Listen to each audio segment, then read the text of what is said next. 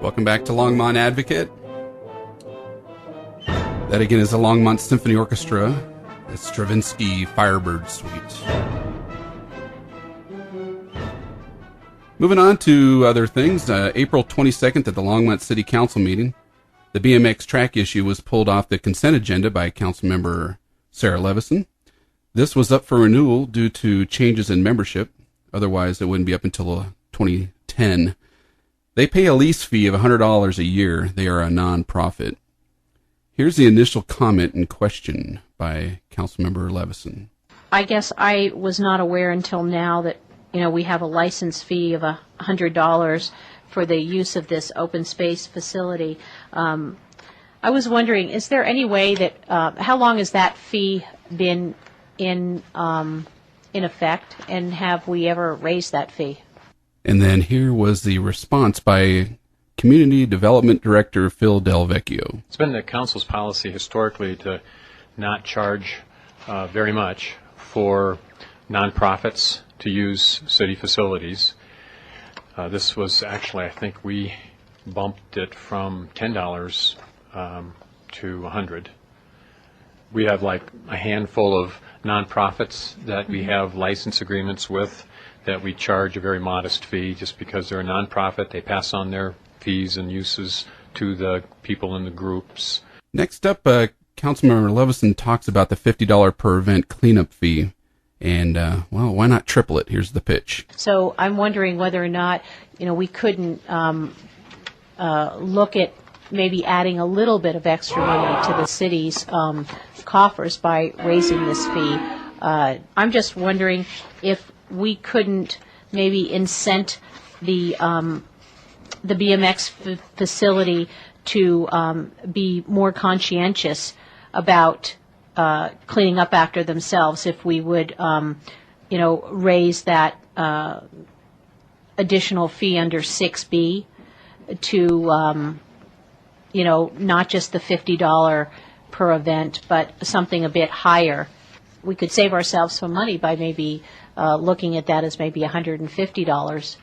Incent to be more conscientious was a term she used. She's hinting that these BMX track users are abusing their privileges. She's obviously didn't read the aforementioned 6B under fees, which, not very well anyway, which I'll read. But I'm going to put the if part at the second half first to make it simpler to understand. If it is necessitated that the Union Reservoir Rangers clean up the property after any event, practice, or program, the licensee, that's the BMX people, shall pay an additional fee of $50 an event or the actual cost of labor and equipment, whichever is greater.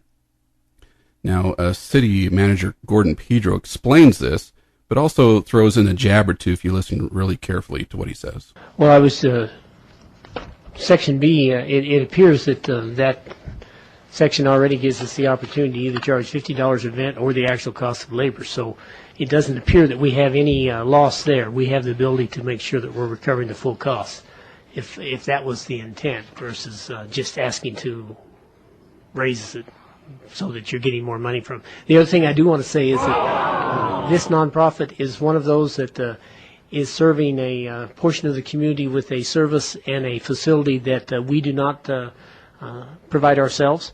And it is, in some ways, we are getting from them a great service because we, the city, are not needing to provide this particular facility. And I think it's worthwhile keeping that in mind as we decide what they should be paying us. Councilmember Mary Blue comments on the massive fee increase and asks Phil DeVecchio about complaints, actual complaints from staff of abuse. To change from 50 to 150 per event is a huge jump. What is that? How much percentage? 200 increase or something? I think that's probably unreasonable. They haven't come to you and said this isn't working, we need to charge more, have they? No, Mayor, and I've talked with the staff on this, and there haven't been any problems or complaints. Next up, Councilmember Karen Banker chimes in with her request to substantially increase some fees. I think in these fiscal hard times, we need to take a hard look at our fees and substantially increase some of them. And this might be one. This is a deal for $100 a year, if I understand this correctly, how many acres do they have access to, roughly? 7. 7 acres, which is, under their use, and they manage, and that's an excellent deal. So if we were to double, triple, I'm not quite sure what the correct amount is, but for $100 a year, I think that's too low. And then Sarah Levison came in next with this. So I don't think increasing it even to 200 would be too much of a financial burden. So the cat's getting out of the bag here. Then, not to be outdone on ridiculous questions and comments, Councilmember Sean McCoy asks Phil Del Vecchio what farmers pay for the land they lease from the city.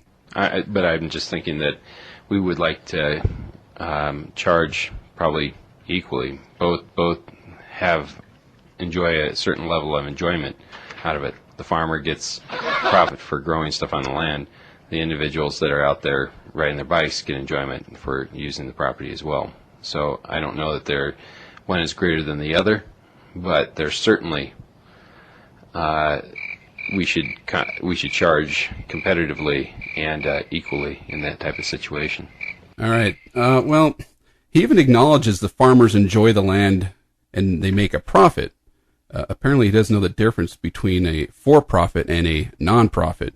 And in one case, the county, and that really means all you taxpayers, are paying one farm in particular out by the airport about $250,000 a year, and they still get to farm it and keep whatever profit they make. So that's not a case of them paying us. We're paying them. So, yeah, you heard that right. Finally, someone asked the $64,000 question. The old slippery slope argument, the opening up of Pandora's box. Mayor Lang said this. I'm concerned or curious about what other agreements we may be impacting, and if we impact them, but I would like to know where does this lead to other contractual items we have with other organizations. So I would be reluctant to do something specifically with this one until I understood the ramifications of how this might impact other arrangements we have with other organizations. I thought that maybe we should look at all the leases and handouts we make to all nonprofits. I bet there's some that some council members would make a lot of noise over if funding was to be cut or fees were to double or triple like this. Councilmember Gabe Santos then asked the question about delays to the users of the BMX track if this item gets pushed back, to which Phil Del Vecchio said they'd use the current agreement till the new one is hammered out. Then Santos points out the obvious about the dollar amount. I'm just curious, we're talking $100 to the general fund. It's not a whole lot of money. And we're talking about kids riding BMX bikes and holding them up, if it's, and I hope not. And I got what you said, but I hope this would not hold them up. Sarah Levison shot back at Gabe's comment with some sack of potatoes analogy or something, then said this. But I just think that maybe, we can generate a small amount of additional revenue for the city. And, we raised the fees for the ice skating rink, which, we did to keep that operational. And, if we can get a little more revenue, I'd like to see what we can do here. It's interesting she brought up the ice rink, a for-profit operation that was probably in all reality not financially realistic for the city to operate. Add to that the fact that an outside entity, Mile High Skydiving, donated a huge chunk of money to get that rink up and running. So the moral of the story is, ice rink okay, BMX riders not so much apparently.